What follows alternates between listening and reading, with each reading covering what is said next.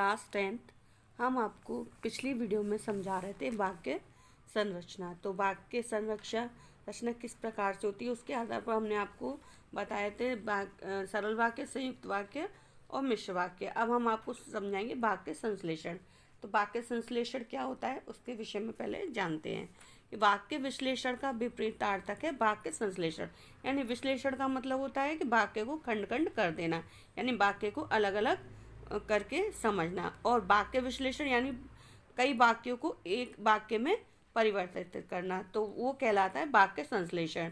तो वाक्य विश्लेषण में एक सुगठित वाक्य को खंड खंड करके समझा जाता है, यानी अलग अलग करके, जबकि वाक्य संश्लेषण में खंड खंड वाक्यों या वाक्यांश को एक सुगठित रूप प्रदान किया जाता है, यानी मतलब अलग अलग वाक्यों को एक वाक्य में परिवर्तित किया जाता है। दूसरे शब्दों में एक से अधिक साधारण वाक्यों को एक वाक्य में निबद्ध करना वाक्य संश्लेषण कहलाता है। अब हम समझेंगे एक से अधिक साधारण वाक्यों का एक सरल वाक्य बनाना। तो वो कैसे बनाते हैं?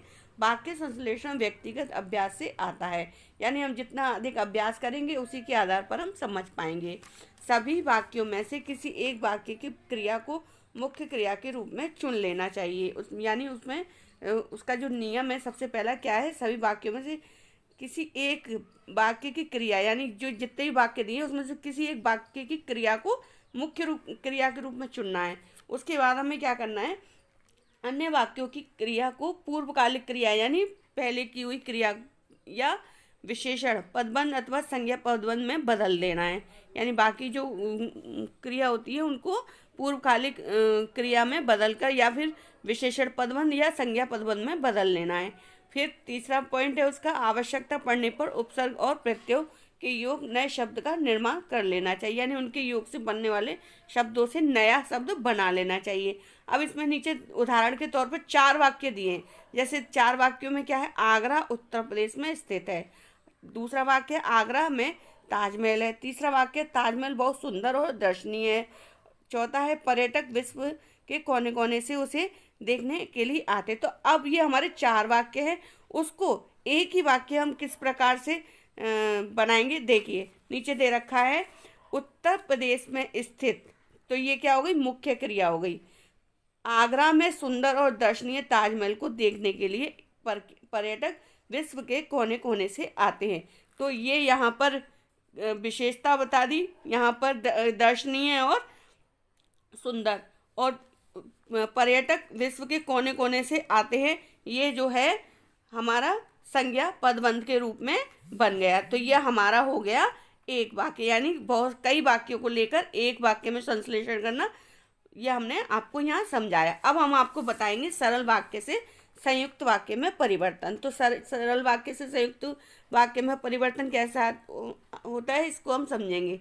सरल वाक्य से संयुक्त वाक्य बनाने के लिए हमारे सामने कम से कम 2 सरल वाक्य होने चाहिए। यदि हमारे सामने 2 नहीं है तो हम एक ही सरल वाक्य को 2 वाक्यों में कन्वर्ट करेंगे।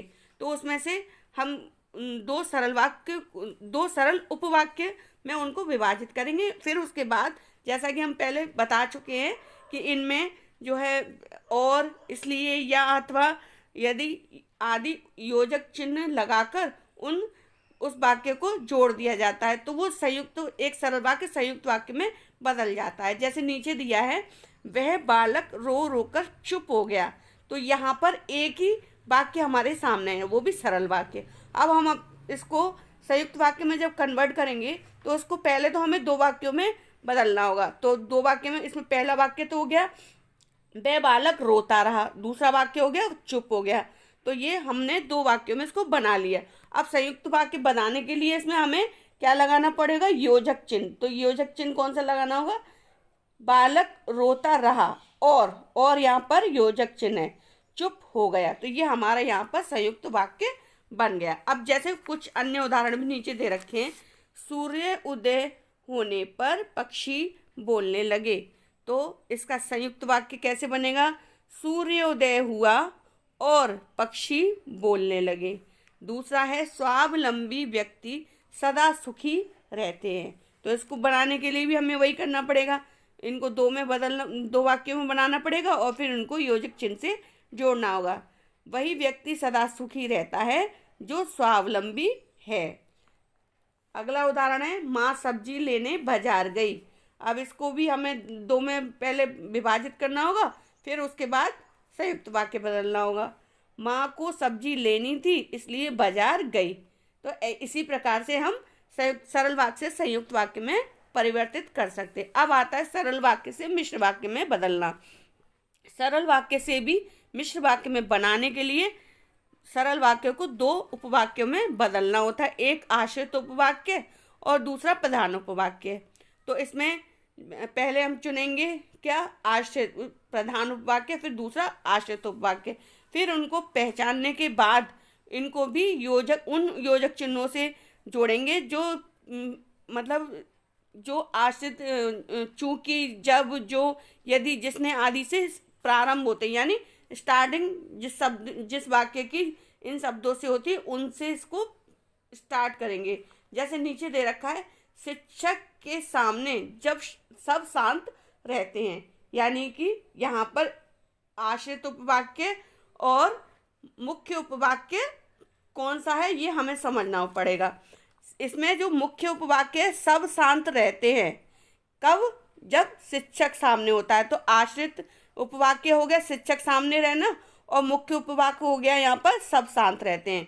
तो इसलिए फिर हम जब इसको बदलेंगे तो किस तरीके से बदलेंगे, जब यहाँ पर जब लगा देंगे आगे, जब शिक्षक सामने होता है तो सब शांत रहते हैं।